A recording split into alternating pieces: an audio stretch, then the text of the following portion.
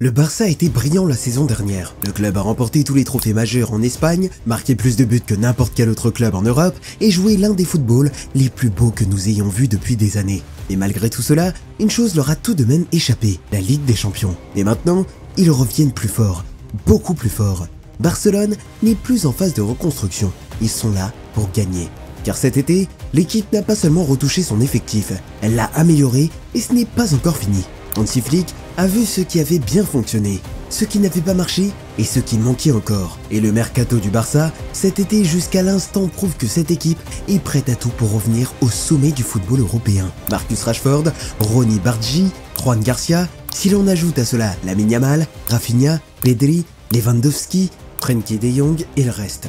L'équipe est impressionnante sur le papier, mais aussi sur le terrain. Chaque poste est solidement renforcé. Chaque faiblesse de la saison dernière sera corrigée et les joueurs savent désormais comment concrétiser les idées de Flick. Soyons clairs, Barcelone n'était pas censé revenir à son meilleur niveau aussitôt. Mais ils ont construit quelque chose de spécial. La saison dernière pouvait sembler être le pic de cette équipe, mais cette saison sera le véritable départ. Hansi Flick n'est pas venu à Barcelone pour reconstruire doucement. Il est venu pour mettre en place un système. Et aujourd'hui, ce système est parfaitement en place. Cette équipe n'attend pas que les espaces se libèrent. Elle provoque. Le Barça presse haut, récupère le ballon très vite et dès qu'ils l'ont, ils attaquent sans attendre, contrairement au Barça habituel qui préférait garder le ballon longtemps avant d'attaquer. Aujourd'hui, c'est un football vertical, agressif, où chaque joueur sait exactement où il doit être. Les ailiers comme Lamine Yamal doivent rester collés à la ligne de touche, isoler leurs défenseurs, puis repiquer au bon moment. Rafinha, lui, se recentre pour jouer presque comme un deuxième attaquant. Les latéraux, surtout Baldé et Koundé, rentrent dans l'axe pour créer des surnombres et soutenir les milieux. Pedri, Frenkie, Fermin, ils pressent tôt, déclenchent la structure et l'équipe a étouffé l'adversaire dans son propre camp. La saison dernière, le pressing de Barcelone était parmi les plus efficaces d'Europe. Ils ont asphyxié leurs adversaires, notamment en Liga. Mais il y avait un point faible flagrant qui s'est révélé au plus mauvais moment. Quand l'énergie baissait, quand le pressing n'était pas déclenché au bon moment, la ligne défensive haute se retrouvait exposée. L'Inter Milan les a punis en Ligue des Champions. La défense n'avait aucune couverture et les jambes avaient lâché. C'est pour ça que cette saison, l'équipe semble plus affûtée, plus profonde, plus prête. Flick a désormais plus de solutions, plus de rotation et plus de confiance. Il n'a plus besoin d'user les mêmes joueurs jusqu'à l'épuisement pour jouer son jeu. L'attaque de Barcelone faisait déjà partie des meilleures d'Europe, mais ce n'était pas suffisant. Au moment décisif, en Ligue des Champions, tout s'est effondré. Rafinha et Yamal étaient épuisés. Lewandowski ne parvenait plus à étirer les défenses. Il n'y avait pas de solution, pas de rotation et pas d'imprévisibilité. C'est exactement ce que Flick a corrigé cet été. Il n'a pas simplement recruté des noms, il a apporté des vraies options, des solutions concrètes. Marcus Rashford arrive en prêt et il offre à cette équipe quelque chose qu'elle n'avait pas l'année dernière, un vrai ailier gauche, rapide et puissant.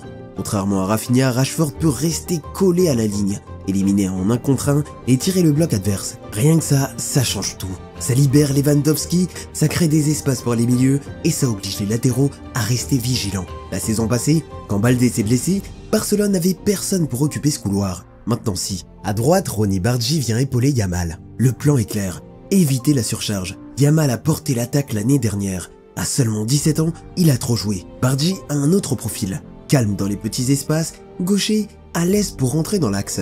Il ne remplacera pas Yamal, mais il lui enlèvera de la pression en championnat et au moins pendant les matchs déjà décidés. Et c'est exactement ce qui manquait.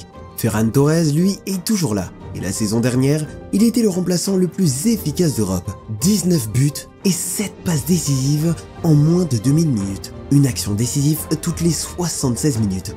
Il colle parfaitement au jeu intense de Flick, surtout dans les matchs qui demandent de la vitesse et des appels en profondeur, là où Lewandowski est moins à l'aise. Et pour l'avenir, il y a le petit prodige, Yann Virgili. Il n'a que 18 ans, mais il fait déjà parler de lui. Il a joué un rôle important dans le triplé de la Juvénile A et le club garde un œil attentif sur lui. Rapide, intelligent et courageux, tout ce qu'on attend d'un jeune ailier qui monte. Aujourd'hui, Barcelone a enfin de la variété. Des gauchers, des droitiers, des joueurs qui débordent, d'autres qui rentrent, des dribbleurs rapides et des relayeurs intelligents.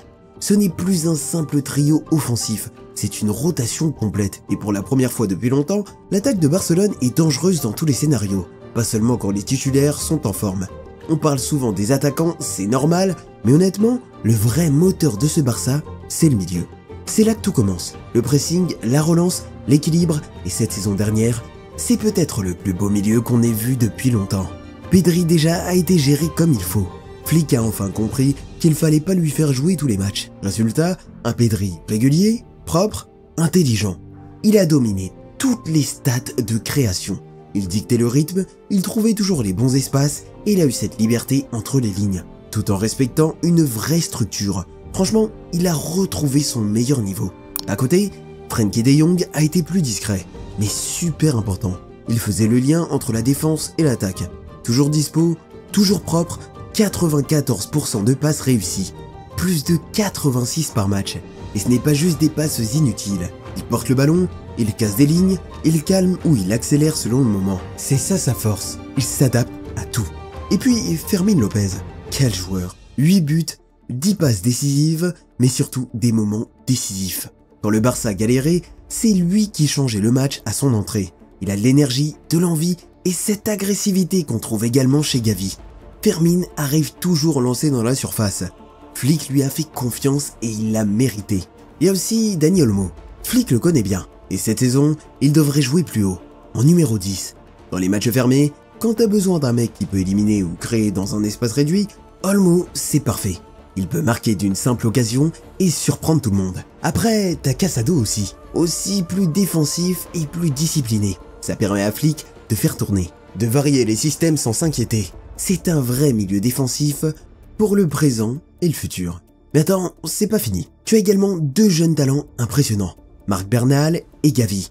Bernal, c'est un monstre, déjà mature, solide, toujours calme. Même si on l'a pas vu la saison dernière suite à sa longue blessure, mais en pré-saison de l'année dernière, il a montré un niveau incroyable pour son âge et a surpris tous ses coéquipiers. Cette saison, on doit s'attendre à une grande révélation. Et Gavi, on le connaît. Sa blessure l'an dernier a fait mal également. Mais dès qu'il est revenu, il a ramené cette agressivité, cette énergie verticale que personne d'autre n'a. Cette année, avec toute la concurrence au milieu, il devra se battre pour sa place. Mais franchement, ce Barça-là, avec toutes les qualités de ce milieu, il n'a rien à craindre. Mais lors des dernières semaines de la saison dernière, on a tous remarqué de vrais problèmes en défense. C'est vrai, l'attaque du Barça a fait parler d'elle la saison dernière. Et en défense, il y avait clairement des fissures. Et elles sont apparues au moment le plus décisif de la saison. D'ailleurs, si tu cherches un maillot de ton équipe préférée, je te recommande vraiment de passer par Foot Soccer Pro.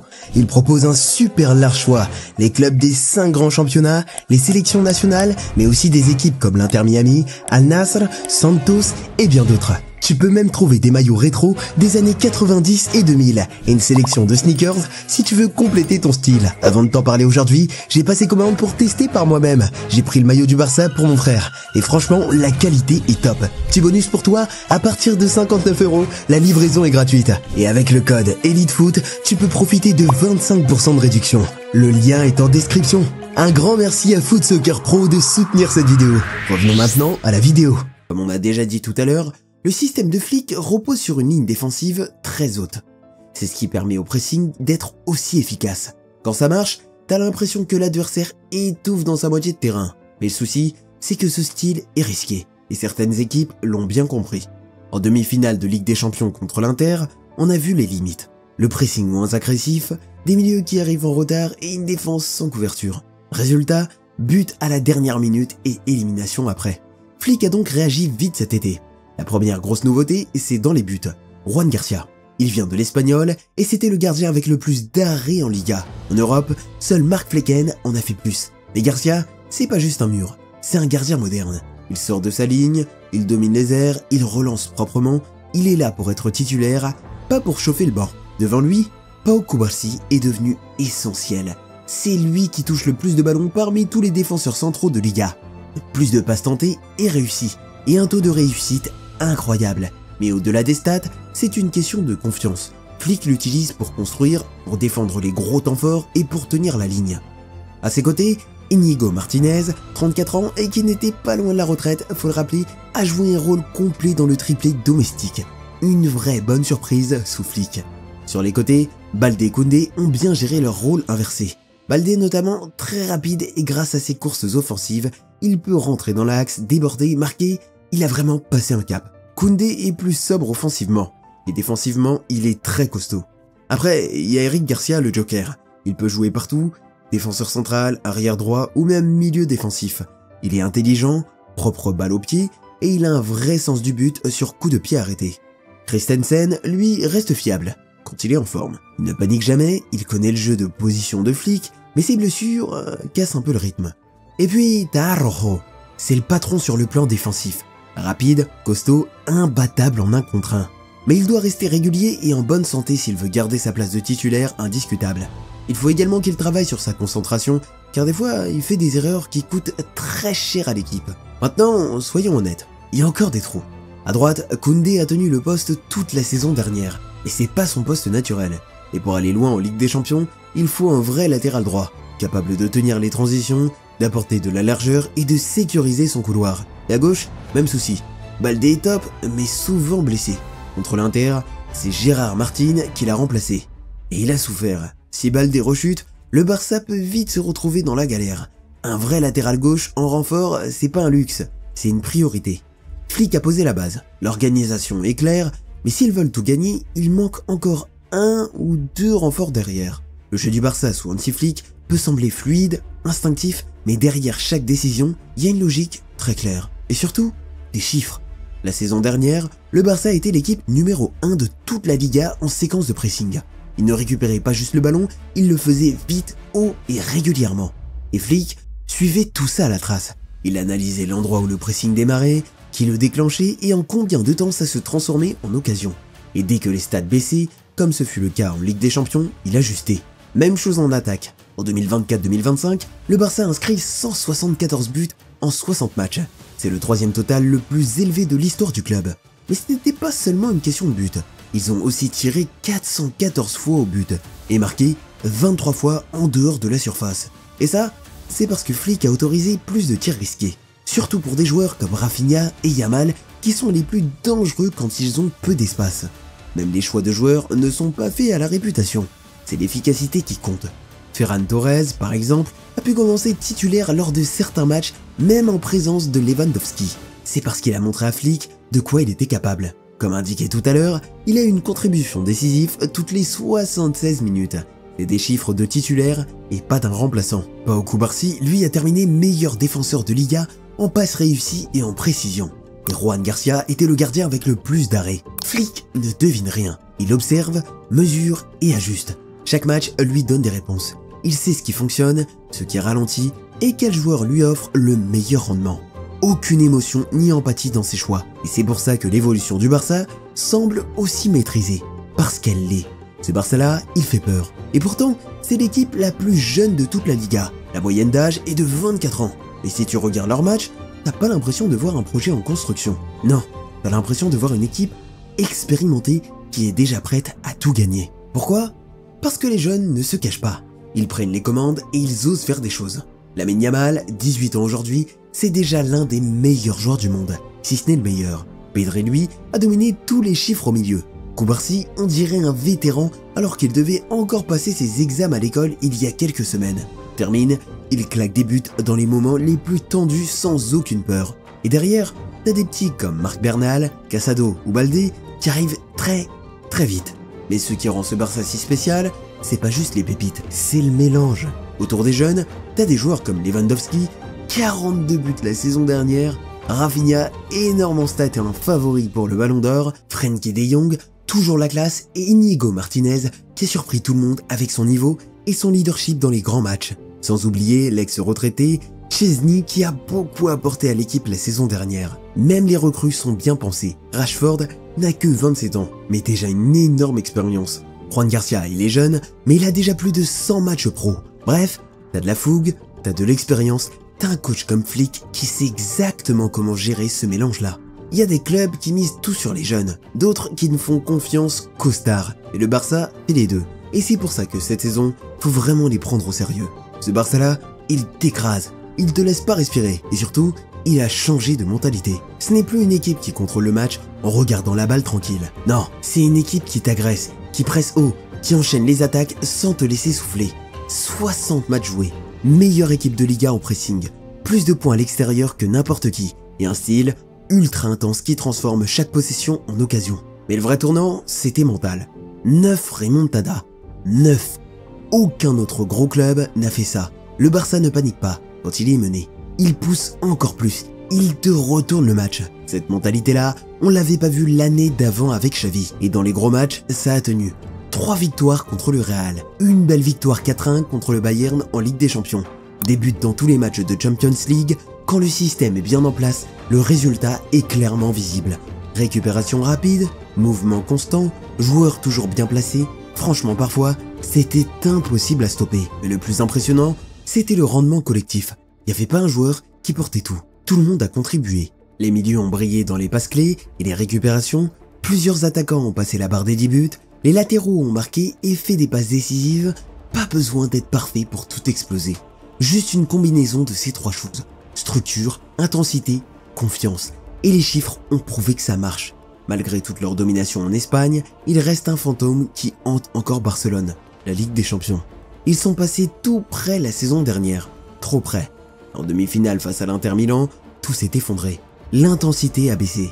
L'attaque semblait à bout de souffle. Le pressing haut ne faisait plus mal. Et surtout, quand leur rythme habituel s'est cassé, ils n'avaient plus de solution. Ce n'était pas un échec tactique, c'était la fatigue et surtout des blessures.